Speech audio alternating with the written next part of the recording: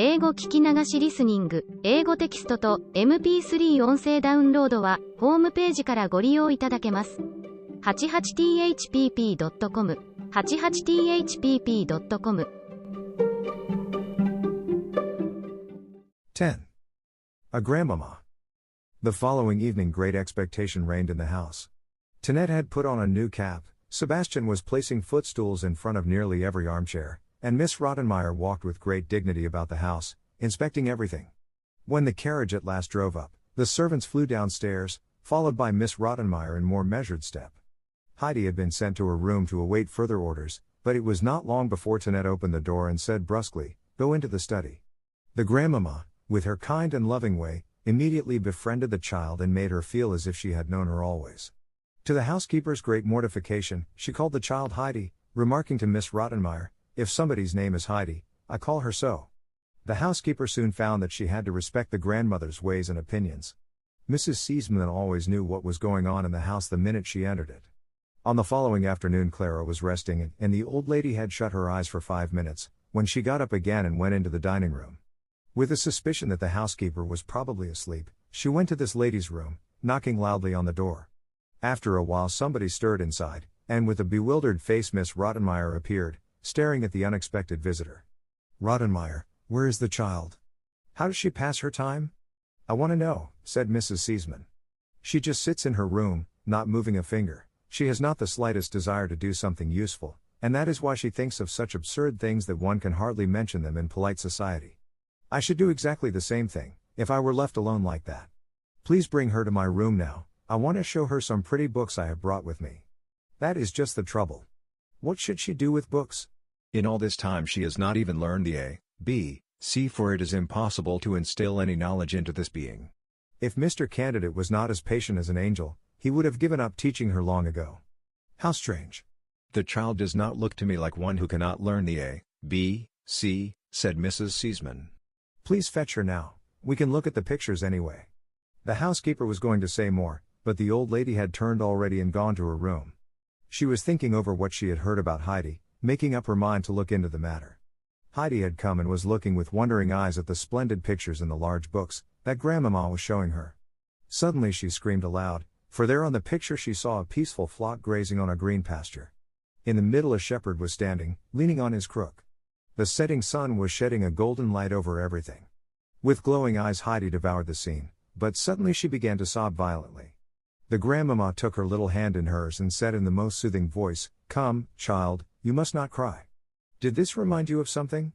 Now stop, and I'll tell you the story tonight. There are lovely stories in this book, that people can read and tell. Dry your tears now, darling, I must ask you something. Stand up now and look at me. Now we are merry again." Heidi did not stop at once, but the kind lady gave her ample time to compose herself, saying from time to time, "Now it's all over. Now we'll be merry again."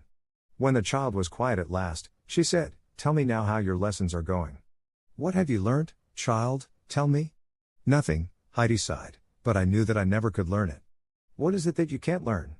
"I can't learn to read, it is too hard." "What next?" "Who gave you this information?" "Peter told me, and he tried over and over again, but he could not do it, for it is too hard." "Well, what kind of boy is he?" "Heidi, you must not believe what Peter tells you, but try for yourself. I am sure you had your thoughts elsewhere when Mr. Candidate showed you the letters."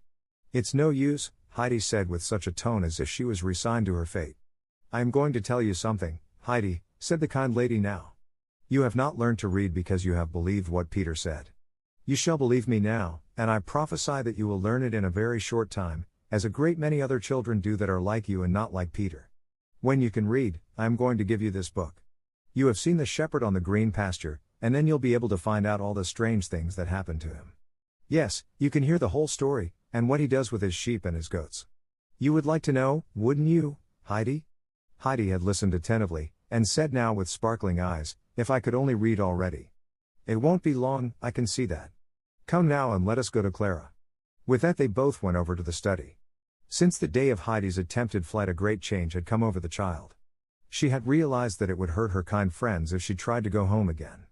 She knew now that she could not leave, as her Aunt Detta had promised, for they all, especially Clara and her father and the old lady, would think her ungrateful. But the burden grew heavier in her heart and she lost her appetite, and got paler and paler. She could not get to sleep at night from longing to see the mountains with the flowers and the sunshine, and only in her dreams she would be happy. When she woke up in the morning, she always found herself on her high white bed, far away from home. Burying her head in her pillow, she would often weep a long, long time. Mrs. Seesman had noticed the child's unhappiness, but let a few days pass by, hoping for a change. But the change never came, and often Heidi's eyes were red even in the early morning. So she called the child to her room one day and said, with great sympathy in her voice, "Tell me, Heidi, what is the matter with you? What is making you so sad?" But as Heidi did not want to appear thankless, she replied sadly, "I can't tell you." "No? Can't you tell Clara perhaps?" "Oh, no, I can't tell anyone," Heidi said, looking so unhappy that the old lady's heart was filled with pity. "I tell you something, little girl," she continued. "If you have a sorrow that you cannot tell to anyone, you can go to our Father in heaven. You can tell him everything that troubles you, and if we ask him he can help us and take our suffering away. Do you understand me, child? Don't you pray every night? Don't you thank him for all his gifts and ask him to protect you from evil?" "Oh no, I never do that," replied the child. "Have you never prayed, Heidi? Do you know what I mean? I only prayed with my first grandmother, but it is so long ago that I have forgotten. See, Heidi, I understand now why you are so unhappy. We all need somebody to help us, and just think how wonderful it is to be able to go to the Lord when something distresses us and causes us pain. We can tell him everything and ask him to comfort us when nobody else can do it. He can give us happiness and joy." Heidi was gladdened by these tidings, and asked, "Can we tell him everything, everything?" "Yes, Heidi, everything." The child, withdrawing her hand from the grandmamma, said hurriedly, "Can I go now?" "Yes, of course," was the reply, and with this Heidi ran to her room. Sitting down on a stool she folded her hands and poured out her heart to God, imploring him to help her and let her go home to her grandfather. About a week later, Mr. Candida asked to see Mrs. Seesman, to tell her of something unusual that had occurred. Being called to the ladies' room, he began, "Mrs. Seesman, something has happened that I never expected," and with many more words the happy grandmamma was told that Heidi had suddenly learned to read with the utmost correctness, most rare with beginners. "Many strange things happen in this world," Mrs. Seesman remarked, while they went over to the study to witness Heidi's new accomplishment. Heidi was sitting close to Clara, reading her a story. She seemed amazed at the strange, new world that had opened up before her.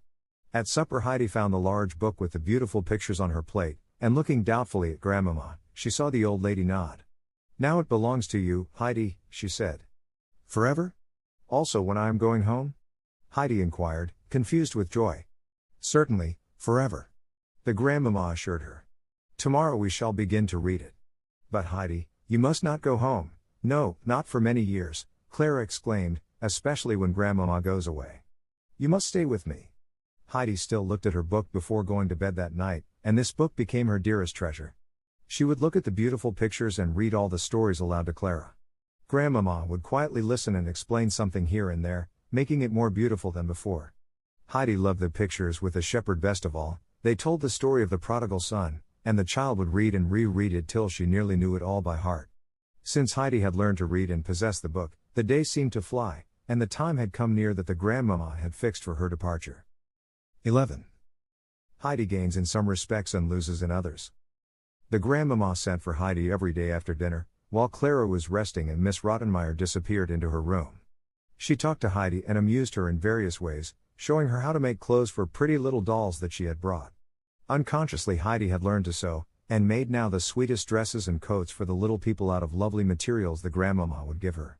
Often Heidi would read to the old lady, for the oftener she read over the stories the dearer they became to her. The child lived everything through with the people in the tales and was always happy to be with them again. But she never looked really cheerful and her eyes never sparkled merrily as before. In the last week of Mrs. Seesman's stay, Heidi was called again to the old lady's room. The child entered with her beloved book under her arm. Mrs. Seesman drew Heidi close to her, and laying the book aside, she said, "Come, child, and tell me why you are so sad. Do you still have the same sorrow?" "Yes," Heidi replied. "Did you confide it to our Lord?" "Yes." "Do you pray to him every day that he may make you happy again and take your affliction away?" "Oh no, I don't pray any more." "What do I hear, Heidi? Why don't you pray?" "It does not help, for God has not listened." "I don't wonder," she added, "for if all the people in Frankfurt pray every night, he cannot listen to them all." I am sure he has not heard me. Really? Why are you so sure? Because I have prayed for the same thing many, many weeks and God has not done what I have asked him to. That is not the way, Heidi. You see, God in heaven is a good father to all of us, who knows what we need better than we do. When something we ask for is not very good for us, he gives us something much better, if we confide in him and do not lose confidence in his love. I am sure what you asked for was not very good for you just now. He has heard you, for he can hear the prayers of all the people in the world at the same time, because he is God Almighty and not a mortal like us. He heard your prayers and said to himself, yes, Heidi shall get what she is praying for in time. Now, while God was looking down on you to hear your prayers, you lost confidence and went away from him. If God does not hear your prayers anymore, he will forget you also and let you go. Don't you want to go back to him, Heidi, and ask his forgiveness? Pray to him every day, and hope in him, that he may bring cheer and happiness to you. Heidi had listened attentively. She had unbounded confidence in the old lady, whose words had made a deep impression on her. Full of repentance, she said, I shall go at once and ask our father to pardon me. I shall never forget him any more. That's right, Heidi, I am sure he will help you in time, if you only trust in him, the grandmother consoled her. Heidi went to her room now and prayed earnestly to God that he would forgive her and fulfill her wish. The day of departure had come, but Mrs. Seesman arranged everything in such a way that the children hardly realized she was actually going. Still everything was empty and quiet when she had gone, and the children hardly knew how to pass their time. Next day, Heidi came to Clara in the afternoon and said, Can I always read to you now, Clara? Clara assented, and Heidi began. But she did not get very far, for the story she was reading told of a grandmother's death. Suddenly she cried aloud, Oh, now grandmother is dead. And wept in the most pitiful fashion.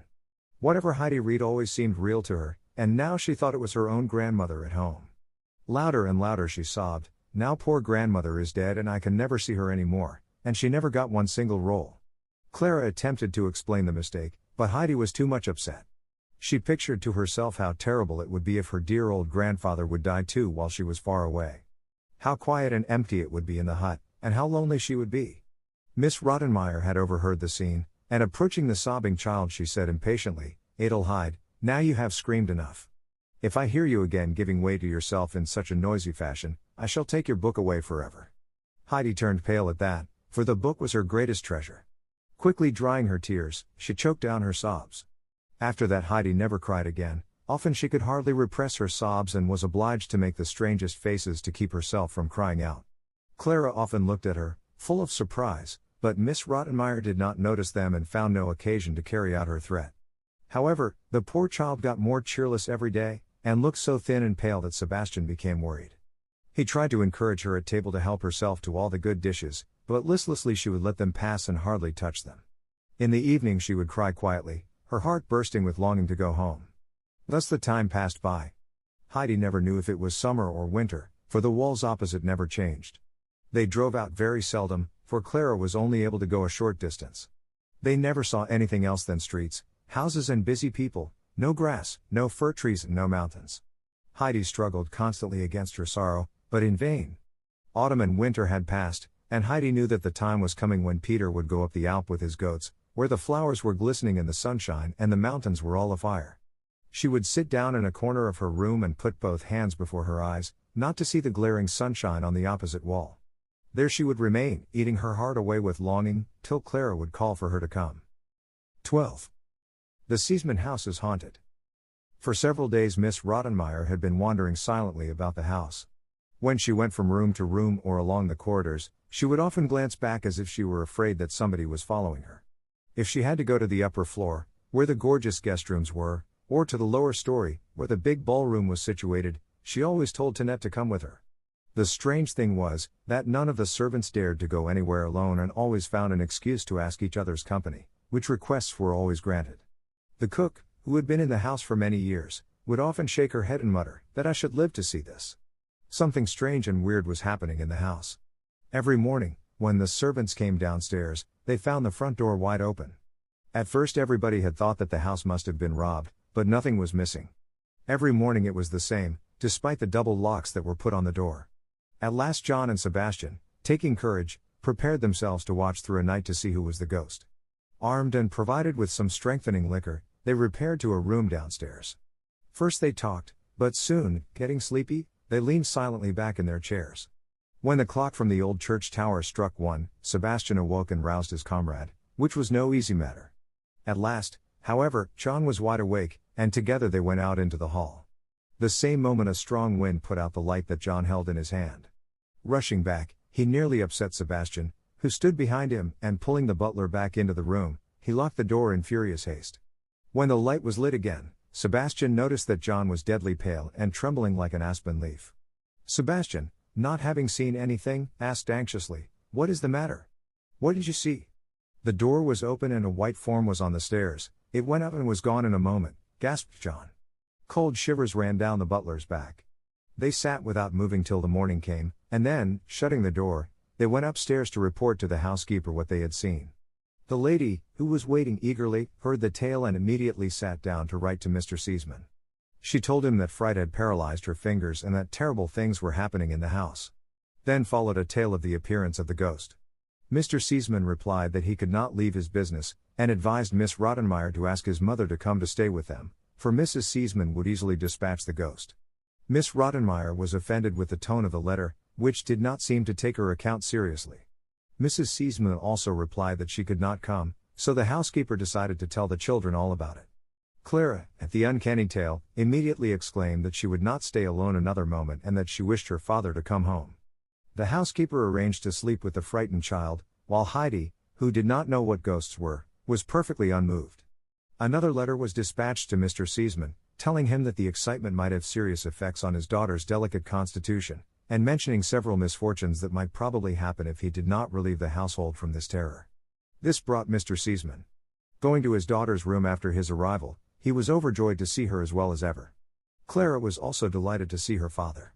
"What new tricks has the ghost played on you, Miss Rottenmeier?" asked Mr. Seesman with a twinkle in his eye. "It is no joke, Mr. Seesman," replied the lady seriously. "I am sure you will not laugh tomorrow.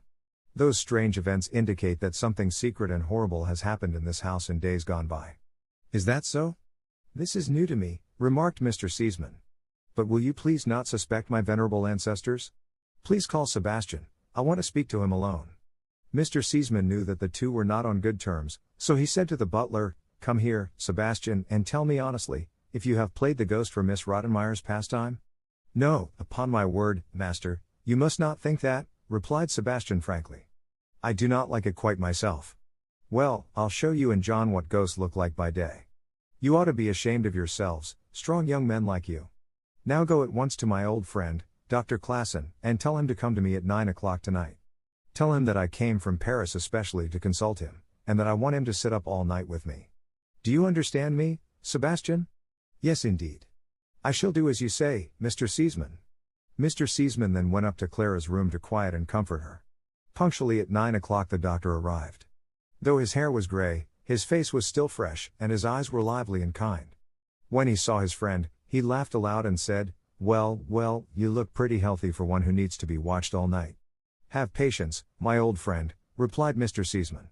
"I am afraid the person we have to sit up for will look worse, but first we must catch him."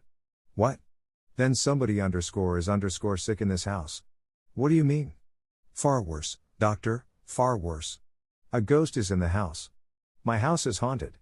When the doctor laughed, Mr. Seesman continued, "I call that sympathy. I wish my friend Miss Rottenmeier could hear you.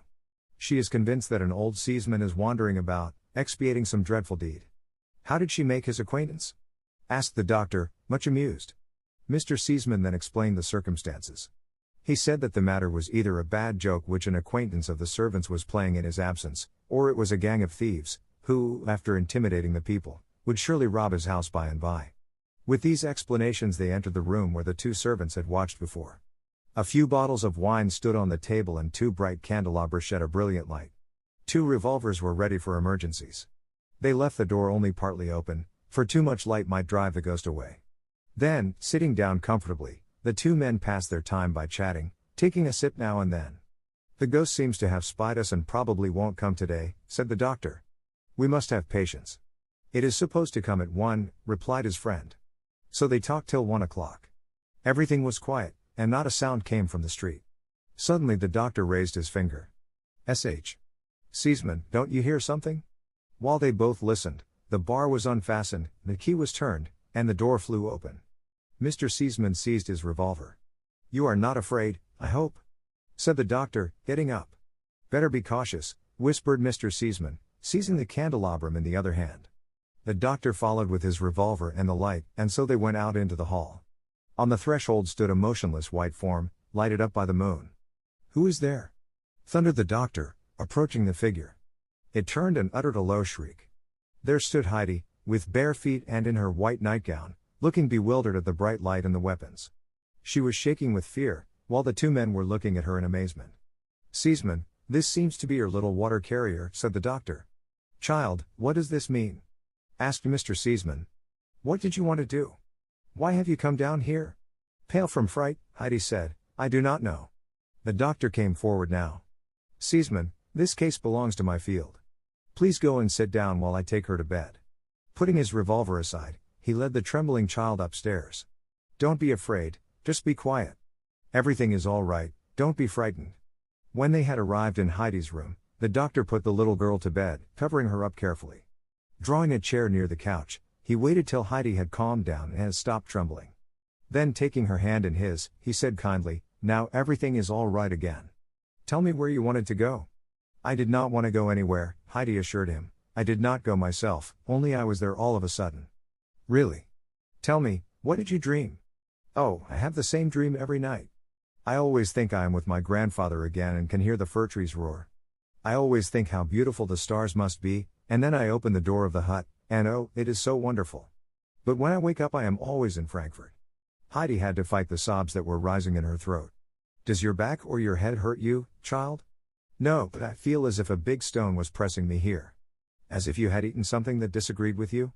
"Oh no, but as if I wanted to cry hard." "So, and then you cry out, don't you?" "Oh no, I must never do that, for Miss Rottenmeier has forbidden it." "Then you swallow it down?" "Yes." "Do you like to be here?" "Oh yes," was the faint, uncertain reply.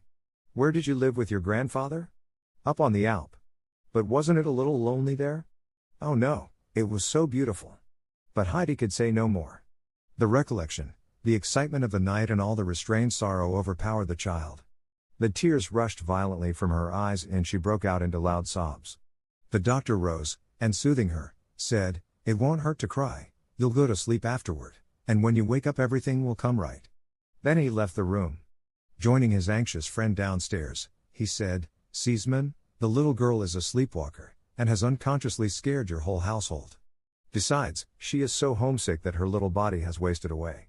We shall have to act quickly. The only remedy for her is to be restored to her native mountain air. This is my prescription, and she must go tomorrow." "What, sick, a sleepwalker, and wasted away in my house? Nobody even suspected it. You think I should send this child back in this condition, when she has come in good health?" "No, doctor, ask everything but that. Take her in hand and prescribe for her, but let her get well before I send her back." "Seaman," the doctor replied seriously, "just think what you are doing. We cannot cure her with powders and pills. The child has not a strong constitution, and if you keep her here, she might never get well again. If you restore her to the bracing mountain air to which she is accustomed, she probably will get perfectly well again." When Mr. Seaman heard this he said, "If that is your advice, we must act at once, this is the only way then." With these words Mr. Seaman took his friend's arm and walked about with him to talk the matter over. When everything was settled, the doctor took his leave, for the morning had already come and the sun was shining in through the door. 13. Up the ALP on a summer evening. Mr. Seaman, going upstairs in great agitation, knocked at the housekeeper's door. He asked her to hurry, for preparations for a journey had to be made. Miss Rottenmeier obeyed the summons with the greatest indignation, for it was only 4:30 in the morning. She dressed in haste, though with great difficulty, being nervous and excited. All the other servants were summoned likewise, and one and all thought that the master of the house had been seized by the ghost and that he was ringing for help. When they had all come down with terrified looks, they were most surprised to see Mr. Seaman fresh and cheerful, giving orders. John was sent to get the horses ready and Tinette was told to prepare Heidi for her departure while Sebastian was commissioned to fetch Heidi's aunt. Mr. Seaman instructed the housekeeper to pack a trunk in all haste for Heidi. Miss Rottenmeier experienced an extreme disappointment, for she had hoped for an explanation of the great mystery. But Mr. Seaman, evidently not in the mood to converse further, went to his daughter's room. Clara had been wakened by the unusual noises and was listening eagerly. Her father told her of what had happened and how the doctor had ordered Heidi back to her home, because her condition was serious and might get worse. She might even climb the roof, or be exposed to similar dangers, if she was not cured at once. Clara was painfully surprised and tried to prevent her father from carrying out his plan.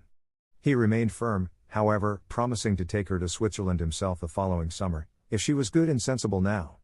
So the child, resigning herself, begged to have Heidi's trunk packed in her room. Mr. Seisman encouraged her to get together a good outfit for her little friend. Heidi's aunt had arrived in the meantime. Being told to take her niece home with her, she found no end of excuses, which plainly showed that she did not want to do it, for Detta well remembered the uncle's parting words. Mr. Seisman dismissed her and summoned Sebastian. The butler was told to get ready for traveling with the child. He was to go to ball that day and spend the night at a good hotel which his master named. The next day the child was to be brought to her home. "Listen, Sebastian," Mr. Seisman said, "and do exactly as I tell you. I know the hotel in Ball, and if you show my card they will give you good accommodations. Go to the child's room and barricade the windows, so that they can only be opened by the greatest force. When Heidi has gone to bed, lock the door from outside, for the child walks in her sleep and might come to harm in the strange hotel. She might get up and open the door. Do you understand?" "Oh!" "Oh!" "So it was she!" exclaimed the butler. "Yes, it was. You are a coward, and you can tell John he is the same. Such foolish men, to be afraid." With that Mr. Seisman went to his room to write a letter to Heidi's grandfather. Sebastian, feeling ashamed, said to himself that he ought to have resisted John and found out alone. Heidi was dressed in her Sunday frock and stood waiting for further commands. Mr. Seisman called her now. "Good morning, Mr. Seisman," Heidi said when she entered. "What do you think about it, little one?" he asked her. Heidi looked up to him in amazement. "You don't seem to know anything about it," laughed Mr. Seisman. Tinette had not even told the child, for she thought it beneath her dignity to speak to the vulgar Heidi. "You are going home today?" "Home?" Heidi repeated in a low voice. She had to gasp, so great was her surprise. "Wouldn't you like to hear something about it?" asked Mr. Seisman, smiling. "Oh yes, I should like to," said the blushing child. Good, said the kind gentleman. "Sit down and eat a big breakfast now, for you are going away right afterwards." The child could not even swallow a morsel, though she tried to eat out of obedience. It seemed to her as if it was only a dream. "Go to Clara, Heidi, till the carriage comes," Mr. Seisman said kindly. Heidi had been wishing to go, and now she ran to Clara's room, where a huge trunk was standing. "Heidi, look at the things I had packed for you. Do you like them?" Clara asked. There were a great many lovely things in it, but Heidi jumped for joy when she discovered a little basket with 12 round white rolls for the grandmother. The children had forgotten that the moment for parting had come, when the carriage was announced. Heidi had to get all her own treasures from her room yet. The grandmama's book was carefully packed, and the red shawl that Miss Rottenmeier had purposely left behind. Then putting on her pretty hat, she left her room to say goodbye to Clara. There was not much time left to do so, for Mr. Seisman was waiting to put Heidi in the carriage. When Miss Rottenmeier, who was standing on the stairs to bid farewell to her pupil, saw the red bundle in Heidi's hand, she seized it and threw it on the ground. Heidi looked imploringly at her kind protector, and Mr. Seisman, seeing how much she treasured it, gave it back to her. The happy child at parting thanked him for all his goodness. She also sent a message of thanks to the good old doctor, whom she suspected to be the real cause of her going. While Heidi was being lifted into the carriage, Mr. Seisman assured her that Clara and he would never forget her. Sebastian followed with Heidi's basket and a large bag with provisions. Mr. Seisman called out, "Happy journey!" and the carriage rolled away. Only when Heidi was sitting in the train did she become conscious of where she was going. She knew now that she would really see her grandfather and the grandmother again, also Peter and the goats. Her only fear was that the poor blind grandmother might have died while she was away. The thing she looked forward to most was giving the soft white rolls to the grandmother. While she was musing over all these things, she fell asleep. In Ball she was roused by Sebastian, for there they were to spend the night. The next morning they started off again, and it took them many hours before they reached Meienfeld. When Sebastian stood on the platform of the station, he wished he could have traveled further in the train rather than have to climb a mountain. The last part of the trip might be dangerous, for everything seemed half wild in this country. Looking round, he discovered a small wagon with a lean horse. A broad-shouldered man was just loading up large bags, which had come by the train. Sebastian, approaching the man, asked some information concerning the least dangerous ascent to the Alp. After a while it was settled that the man should take Heidi and her trunk to the village and see to it that somebody would go up with her from there. Not a word had escaped Heidi, until she now said, "I can go up alone from the village. I know the road." Sebastian felt relieved, and calling Heidi to him, presented her with a heavy roll of bills and a letter for the grandfather. These precious things were put at the bottom of the basket, under the rolls, so that they could not possibly get lost. Heidi promised to be careful of them and was lifted up to the cart. The two old friends shook hands and parted, and Sebastian, with a slightly bad conscience for having deserted the child so soon, sat down on the station to wait for a returning train. The driver was no other than the village baker, who had never seen Heidi but had heard a great deal about her.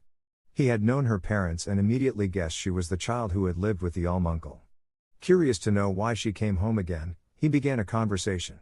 "Are you Heidi, the child who lived with the almuncle?" "Yes." "Why are you coming home again? Did you get on badly?" "Oh no, nobody could have got on better than I did in Frankfurt." "Then why are you coming back?" "Because Mr. Seisman let me come." "Who? Why didn't you stay?" "Because I would rather be with my grandfather on the Alp than anywhere on earth." "You may think differently when you get there," muttered the baker. "It is strange though, for she must know," he said to himself. They conversed no more, and Heidi began to tremble with excitement when she recognized all the trees on the road and the lofty peaks of the mountains. Sometimes she felt as if she could not sit still any longer, but had to jump down and run with all her might. They arrived at the village at the stroke of 5. Immediately a large group of women and children surrounded the cart, for the trunk and the little passenger had attracted everybody's notice.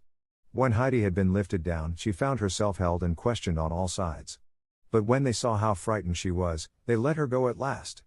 The baker had to tell of Heidi's arrival with the strange gentleman, and assured all the people that Heidi loved her grandfather with all her heart, let the people say what they would about him. Heidi, in the meantime, was running up the path. From time to time she was obliged to stop, for her basket was heavy and she lost her breath. Her one idea was, if only grandmother still sits in her corner by her spinning wheel! Oh, if she should have died. When the child caught sight of the hut at last, her heart began to beat. The quicker she ran, the more it beat, but at last she tremblingly opened the door. She ran into the middle of the room, unable to utter one tone, she was so out of breath. "Oh God," it sounded from one corner, "our Heidi used to come in like that. Oh, if I just could have her again with me before I die." "Who has come?" "Here I am." "Grandmother, here I am," shouted the child, throwing herself on her knees before the old woman. She seized her hands and arms and snuggling up to her did not for joy utter one more word. The grandmother had been so surprised that she could only silently caress the child's curly hair over and over again. "Yes, yes," she said at last, "this is Heidi's hair," and her beloved voice. "Oh my God, I thank thee for this happiness." Out of her blind eyes big tears of joy fell down on Heidi's hand. "Is it really you, Heidi? Have you really come again?" "Yes, yes, grandmother," the child replied. "You must not cry, for I have come and will never leave you any more. Now you won't have to eat hard black bread any more for a little while. Look what I have brought you." Heidi put one roll after another into the grandmother's lap. "Ah, child, what a blessing you bring to me!" the old woman cried. "But you are my greatest blessing yourself, Heidi." Then, caressing the child's hair and flushed cheeks, she entreated, "Just say one more word, that I may hear your voice." While Heidi was talking, Peter's mother arrived, and exclaimed in her amazement, "Surely, this is Heidi. But how can that be?" The child rose to shake hands with Brigitte, who could not get over Heidi's splendid frock and hat. "You can have my hat, I don't want it any more, I have my old one still," Heidi said, pulling out her old crushed straw hat. Heidi had remembered her grandfather's words to Detta about her feather hat, that was why she had kept her old hat so carefully. Brigitte at last accepted the gift after a great many remonstrances. Suddenly Heidi took off her pretty dress and tied her old shawl about her. Taking the grandmother's hand, she said, "Goodbye, I must go home to grandfather now, but I shall come again tomorrow." "Good night, grandmother." "Oh, please come again tomorrow," Heidi implored the old woman, while she held her fast. "Why did you take your pretty dress off?" asked Brigitte. "I'd rather go to grandfather that way, or else he might not know me any more, the way you did." Brigitte accompanied the child outside and said mysteriously, "He would have known you in your frock, you ought to have kept it on. Please be careful, child, for Peter tells us that the uncle never says a word to anyone and always seems so angry." But Heidi was unconcerned, and saying good night, climbed up the path with the basket on her arm. The evening sun was shining down on the grass before her. Every few minutes Heidi stood still to look at the mountains behind her. Suddenly she looked back and beheld such glory as she had not even seen in her most vivid dream. The rocky peaks were flaming in the brilliant light, the snowfields glowed and rosy clouds were floating overhead.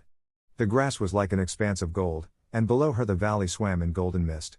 The child stood still, and in her joy and transport tears ran down her cheeks. She folded her hands, and looking up to heaven, thanked the Lord that he had brought her home again. She thanked him for restoring her to her beloved mountains, in her happiness she could hardly find words to pray. Only when the glow had subsided, was Heidi able to follow the path again.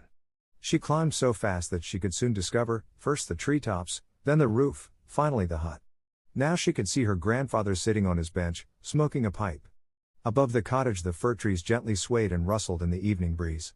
At last she had reached the hut, and throwing herself in her grandfather's arms, she hugged him and held him tight. She could say nothing but grandfather. Grandfather. Grandfather. In her agitation. The old man said nothing either, but his eyes were moist, and loosening Heidi's arms at last, he sat her on his knee. When he had looked at her a while, he said, "So you have come home again, Heidi? Why? You certainly do not look very citified. Did they send you away?" "Oh no, you must not think that, grandfather. They all were so good to me, Clara, Mr. Seaman and grandmama. But grandfather, sometimes I felt as if I could not bear it any longer to be away from you. I thought I should choke. I could not tell anyone, for that would have been ungrateful. Suddenly, one morning Mr. Seaman called me very early. I think it was the doctor's fault but I think it is probably written in this letter." With that Heidi brought the letter and the bankroll from her basket, putting them on her grandfather's lap. "This belongs to you," he said, laying the roll beside him. Having read the letter, he put it in his pocket. "Do you think you can still drink milk with me, Heidi?" he asked, while he stepped into the cottage. "Take your money with you. You can buy a bed for it and clothes for many years." "I don't need it at all, grandfather," Heidi assured him. "I have a bed and Clara has given me so many dresses that I shan't need any more all my life. Take it and put it in the cupboard, for you will need it some day." Heidi obeyed, and danced around the hut in her delight to see all the beloved things again. Running up to the loft, she exclaimed in great disappointment, "Oh grandfather, my bed is gone." "It will come again," the grandfather called up from below. "How could I know that you were coming back? Get your milk now."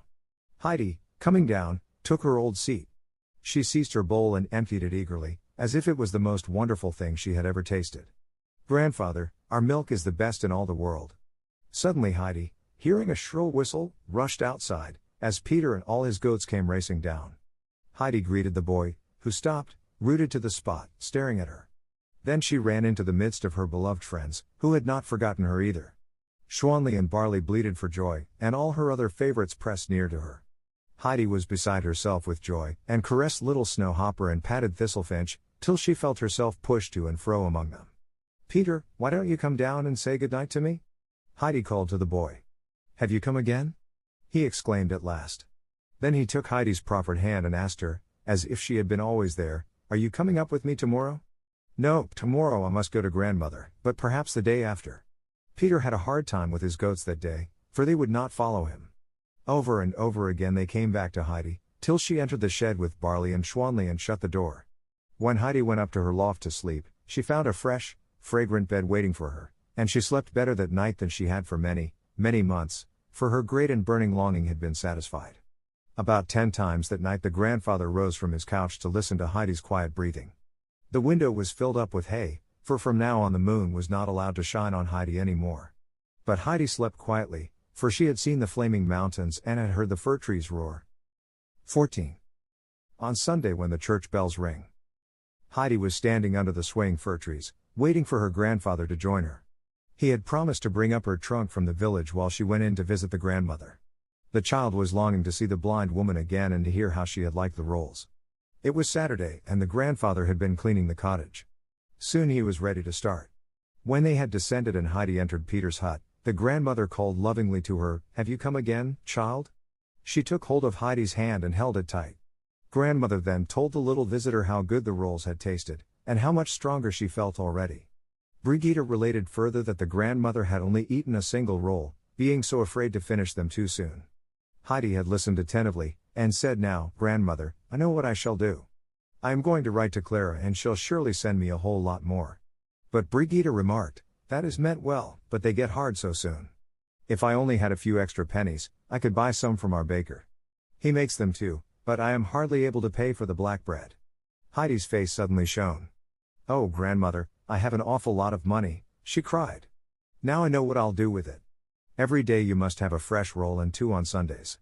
Peter can bring them up from the village. No, no, child, the grandmother implored. That must not be. You must give it to grandfather and he'll tell you what to do with it. But Heidi did not listen but jumped gaily about the little room, calling over and over again, now grandmother can have a roll every day. She'll get well and strong, and, she called with fresh delight, maybe your eyes will see again, too, when you are strong and well. The grandmother remained silent, not to mar the happiness of the child. Seeing the old hymn book on the shelf, Heidi said, Grandmother, shall I read you a song from your book now? I can read quite nicely. She added after a pause. Oh yes, I wish you would, child. Can you really read? Heidi, climbing on a chair, took down the dusty book from a shelf. After she had carefully wiped it off, she sat down on a stool. What shall I read, grandmother? Whatever you want to, was the reply. Turning the pages, Heidi found a song about the sun, and decided to read that aloud. More and more eagerly she read, while the grandmother, with folded arms, sat in her chair. An expression of indescribable happiness shone in her countenance, though tears were rolling down her cheeks. When Heidi had repeated the end of the song a number of times, the old woman exclaimed, Oh, Heidi, everything seems bright to me again and my heart is light. Thank you, child, you have done me so much good. Heidi looked enraptured at the grandmother's face, which had changed from an old, sorrowful expression to a joyous one. She seemed to look up gratefully, as if she could already behold the lovely, celestial gardens told of in the hymn. Soon the grandfather knocked on the window, for it was time to go. Heidi followed quickly, assuring the grandmother that she would visit her every day now. On the days she went up to the pasture with Peter, she would return in the early afternoon, for she did not want to miss the chance to make the grandmother's heart joyful and light. Brigitte urged Heidi to take her dress along, and with it on her arm the child joined the old man and immediately told him what had happened. On hearing of her plan to purchase rolls for the grandmother every day, the grandfather reluctantly consented. At this the child gave a bound, shouting, Oh grandfather, now grandmother won't ever have to eat hard, black bread anymore. Oh, everything is so wonderful now. If God our Father had done immediately what I prayed for, I should have come home at once and could not have brought half as many rolls to grandmother. I should not have been able to read either. Grandmama told me that God would make everything much better than I could ever dream. I shall always pray from now on, the way grandmama taught me. When God does not give me something I pray for, I shall always remember how everything has worked out for the best this time. We'll pray every day, grandfather, won't we, for otherwise God might forget us. And if somebody should forget to do it? Murmured the old man. Oh, he'll get on badly, for God will forget him, too. If he is unhappy and wretched, people don't pity him for they will say, he went away from God, and now the Lord, who alone can help him, has no pity on him. Is that true, Heidi? Who told you so? Grandmama explained it all to me. After a pause the grandfather said, Yes, but if it has happened, then there is no help, nobody can come back to the Lord, when God has once forgotten him. But grandfather, everybody can come back to him, grandmama told me that, and besides there is the beautiful story in my book. Oh grandfather, you don't know it yet, and I shall read it to you as soon as we get home. The grandfather had brought a big basket with him, in which he carried half the contents of Heidi's trunk. It had been too large to be conveyed up the steep ascent.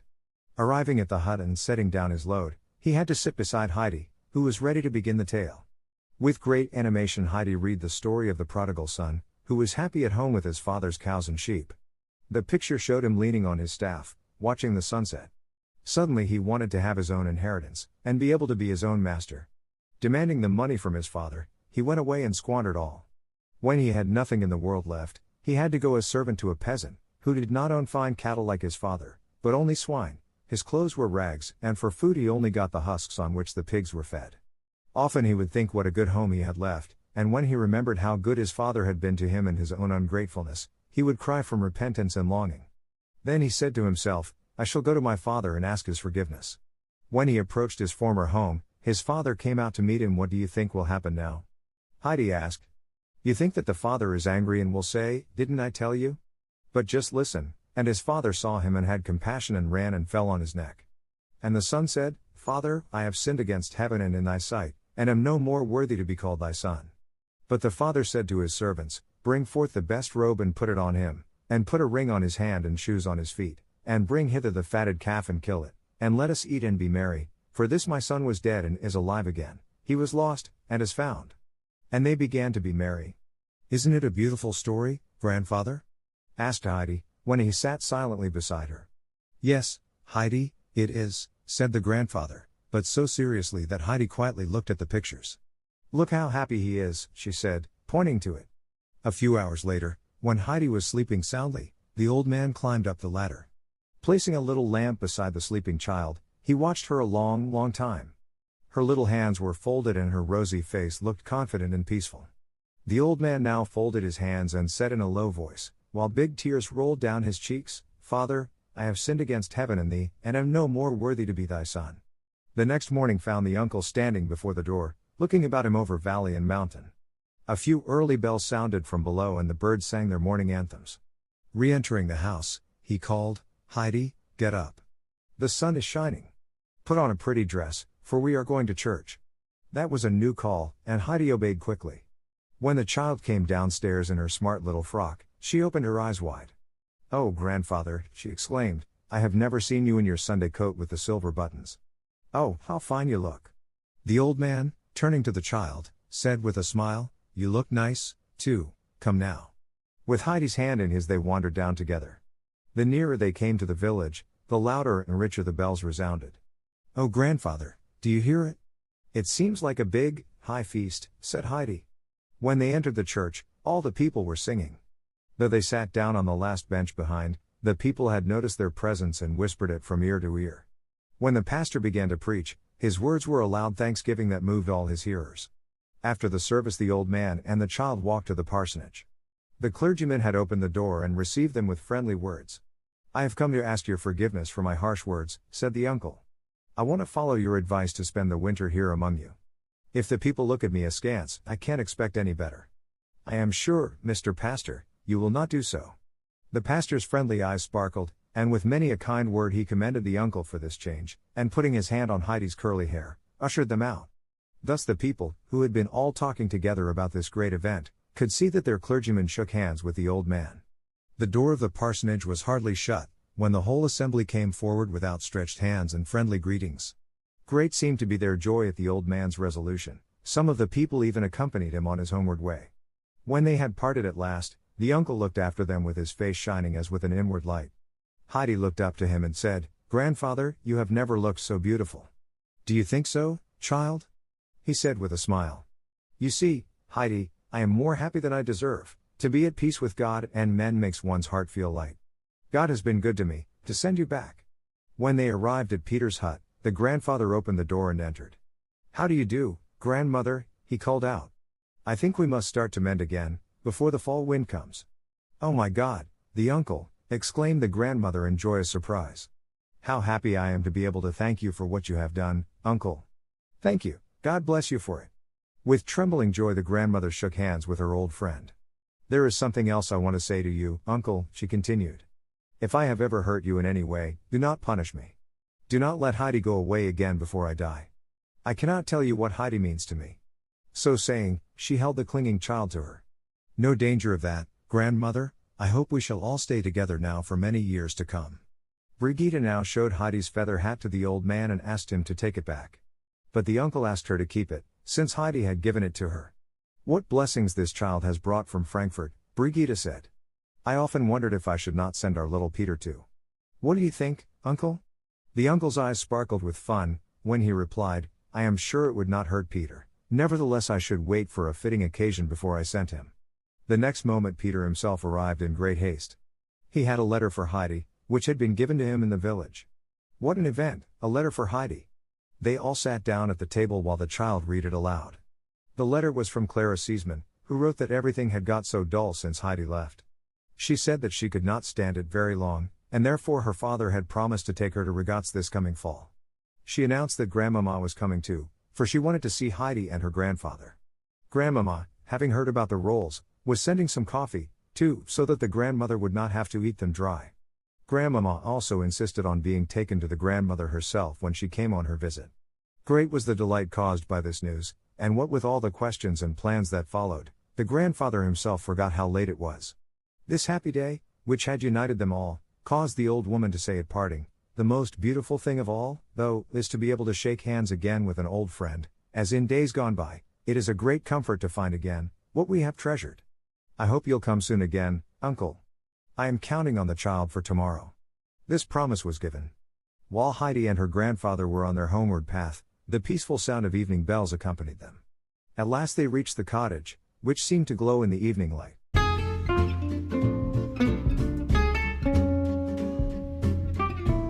英語聞き流しリスニング、英語テキストと MP3 ダウンロード、その他の物語はホームページからお聞きいただけます。88thpp.com 88thpp.com